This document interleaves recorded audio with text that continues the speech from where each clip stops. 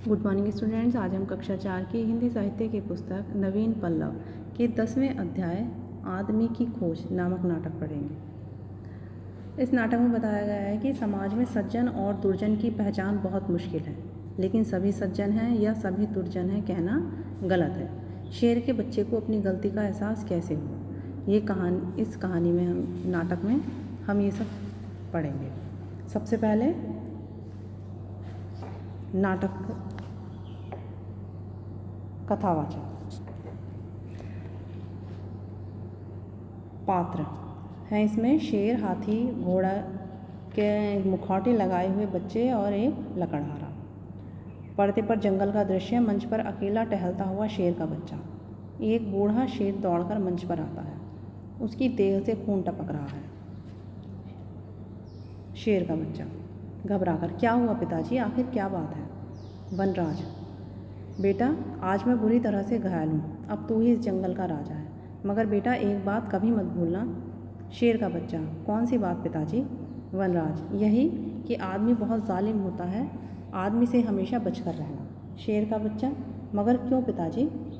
वनराज, अच्छे बच्चे बार बार सवाल नहीं करते बेटे, हम बड़ों का कहना मानते हैं। शेर का बच्चा, वह तो ठीक है पिताजी, मगर वनराज गुस्से में, सुनना ही चाहते हो तो सुनो।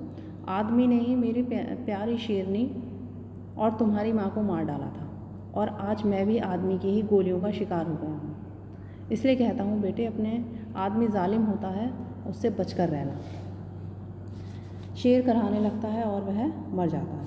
नेक्स्ट, शेर का बच्चा, पिताजी पिताजी, आपने तो कभी मुझे गुफा के बाहर निकलने ही नहीं दिया, मगर चलकर ज़रा देखूँ तो आदमी आखिर होता क्या है।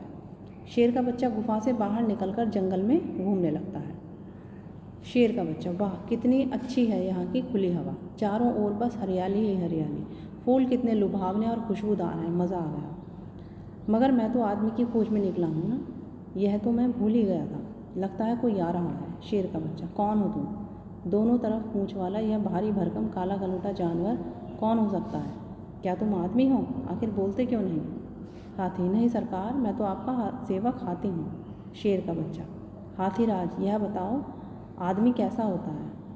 हाथी, मत पूछिए सरकार, आदमी मुझ पर चढ़कर सवारी तो करता ही है, गाय भगाए मेरे सिर पर भी चोट करता है। शेर का बच्चा, तुम जैसे विशालकाय जानवर को भी अपने वश में कर लेता है, वह तो सचमुच ही भयानक होगा ना? हाथी, हाँ सरकार, वह बहुत जालिम होता है। शेर का बच्चा, ठीक है तुम जाओ। शेर का बच्चा, अरे सुनो भाई, तुम कौन हो? क्या तुम आदमी हो? घोड़ा, नहीं वनराज, पहले मेरा सलाम कबूल फरमाएं। ठीक है, मगर कौन हो तुम? घोड़ा, वनराज, मैं तो आपका नौकर हूँ। शेर का बच्चा, घोड़ा, मगर आदमी कैसा होता है?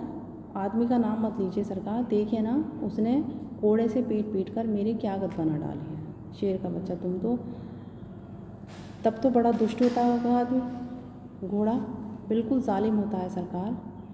ठीक है तुम जाओ, मैं उस जालिम आदमी का अंत करके ही दम लूँगा। एक तरफ से आती ठक ठक की आवाज़ सुनकर शेर का बच्चा उधर ही बढ़ता है। एक लकड़हारे ने पेड़ से एक बड़ी सी डाल काटकर ज़मीन पर गिरा दी और उसे फाड़ने में लग गया। जब लकड़ी थोड़ी सी टरक जाती है तो वह अधफटी लकड़ी के बीच में लकड़ी की एक मोटी सी कील लगा देता है, इससे उस लकड़ी को फाड़ने में आसानी होती है। शेर का बच्चा, कहीं तुम आदमी तो नहीं हो? लकड़हारा डरता है, फिर संभल कर मुस्कुराते हुए, हाँ मैं आदमी हूँ। तो तुम ही हो आदमी, बड़े जालिम हो ना, कदकाठी से तो इतने छोटे हो, मगर सबको परेशान किया करते हो। मैं अभी तुम्हारा सफाया किए देता हूँ। लकड़हारा, मगर मैंने तुम्हारा क्या बिगाड़ा है? चुप, बग बग बंद, मैं तुम्हें खाकर अपनी भूख मिटाऊंगा। बोलो, तुम्हें कुछ कहना है? लकड़हारा, मुझे मंजूर है, मगर पहले मेरा एक छोटा सा काम कर दो। जल्दी बोलो, कौन सा काम? बस मेरी छोटी सी कील को उस अधफटी लकड़ी के बीच से निकाल दो। यह तो छोटा सा काम भी नहीं कर पाते और सब तुमसे डरते हैं। अरे बेवकूफ़, तू मुझे क्या खाएगा? मैं अभी तेरा नामो निशान मिटा देता हूँ। शेर का बच्चा गिड़गिड़ाते हुए, मुझे मत मारो,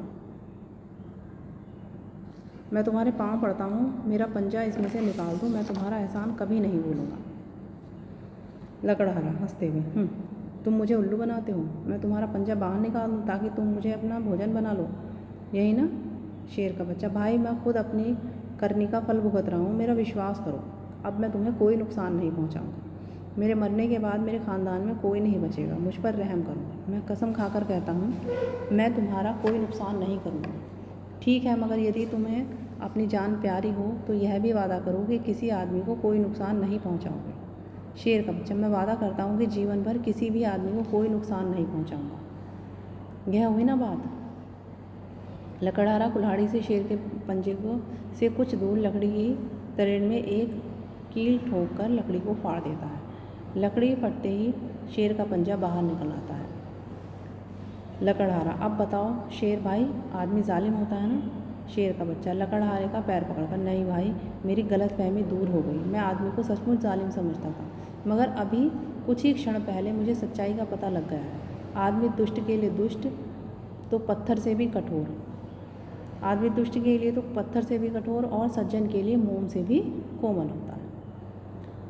तो इस नाटक से हमें सीख मिलती है कि किसी व्यक्ति के अच्छे या बुरे होने का निर्णय जल्दबाजी में नहीं करना चाहिए, क्योंकि अगर शेर उस लकड़हारे को मार देता ये सोचकर कि आदमी बहुत जालिम होता है, तो उसे इंसानों की सच्चाई के बारे में पता ही नहीं चलता, क्योंकि हर एक व्यक्ति का, हर एक पशु का स्वभाव अलग अलग होता है। तो इसलिए हमें कोई भी निर्णय लेने से पहले सोच समझ लेना चाहिए कि हम क्या सही है और क्या गलत। तो आशा करती हूँ कि यह पाठ आपको समझ में आ गया होगा।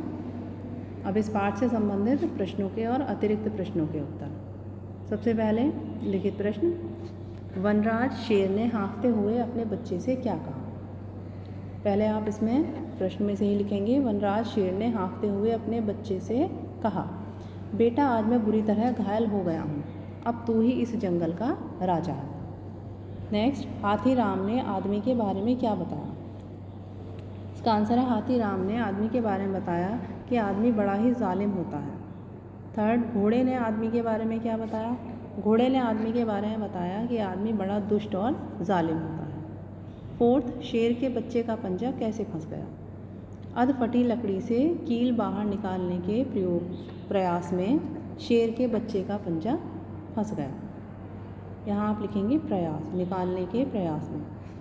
फिफ्थ, शेर के बच्चे को आदमी की सच्चाई के बारे में क्या मालूम हो। तो शेर के बच्चे को आदमी की सच्चाई के बारे में यह मालूम हुआ कि आदमी दुष्ट के लिए पत्थर से भी कठोर और सज्जन के लिए मोम से भी कोमल होता है। नेक्स्ट, किसने किससे कहा, अब तू ही इस जंगल का राजा है। शेर ने अपने बच्चे से। वाह कितनी अच्छी है यहाँ की खुली हवा। शेर के बच्चे ने अपने आप से। आदमी का नाम मत लीजिए सरकार। घोड़े ने शेर के बच्चे से। पहले मेरा एक छोटा सा काम तो कर दो। आदमी ने शेर के बच्चे से। गाहे बगाहे मेरे सिर पर भी चोट करता रहता है। हाथी ने शेर के बच्चे से। नेक्स्ट, निम्नलिखित शब्दों का वाक्य प्रयोग कीजिए। भारी भरकम, हाथी बहुत भारी भरकम होता है। काला कलूटा, भालू काला कलूटा होता है। कदकाठी, चूहा कदकाठी में बहुत छोटा होता है। टाल मटोल, बच्चे पढ़ने के लिए टाल मटोल करते हैं। गाहे बगाहे, इंसान हाथी पर चढ़कर सवारी तो करता ही है, गाहे बगाहे उसके सिर पर भी चोट करता है। नेक्स्ट, व्याकरण बोध। दिए गए शब्दों के स्त्रीलिंग बनाइए। तो शेर का स्त्रीलिंग होगा शेरनी, हाथी हथिनी, घोड़ा घोड़ी, सियार सियारिन, गधा गधी। नेक्स्ट, दिए गए शब्दों से उनके विलोम शब्दों को मिलाइए। इसमें बूढ़ा, जवान, राजा, रंक, मारना, बचाना, काला, गोरा, अंत आदि। नेक्स्ट, दिए गए शब्दों के बहुवचन लिखिए। तो कुल्हाड़ी इसका बहुवचन होगा कुल्हाड़ियाँ, शेरनी शेरनियाँ, लकड़ी लकड़ियाँ, झाड़ी झाड़ियाँ, नदी नदियाँ। नेक्स्ट, मौखिक प्रश्न। पहला प्रश्न है, घोड़ों के रहने के स्थान को क्या कहते हैं। अस्तबल। हाथी की देखरेख करने वाला क्या कहलाता है। महावत। अपने देश के राष्ट्रीय पशु का नाम बताइए। बाघ। अपने देश के किसी एक अभयारण्य का नाम बताइए। Jim Corbett park. नेक्स्ट, रचनात्मक गतिविधियाँ। इसमें खेल खेल में दिए गए चित्रों से मिलान कीजिए। तो इसमें फलों का राजा है आम, ऋतुओं का राजा बसंत, फूलों का राजा गुलाब और पर्वतों का राजा हिमालय। इसी तरह से आपको ये मैच करनी है सब पिक्चर्स। नेक्स्ट है, इसमें दिए गए चित्रों में पंजों को पहचान कर जानवरों के नाम लिखिए। तो इसमें पहला है हाथी, दूसरा है ऊँट, नेक्स्ट ज़ेब्रा और लास्ट है चीता। तो आशा करती हूँ कि आपको ये पाठ समझ में आ गया होगा। इस पाठ के प्रश्नोत्तर और अतिरिक्त प्रश्नों के उत्तर आप अपनी पुस्तक में साफ और स्वच्छ अक्षरों में लिखेंगे और उन्हें याद करने के बाद आप उन्हें अपनी उत्तर पुस्तिका में साफ और स्वच्छ अक्षरों में लिखेंगे। Thank you.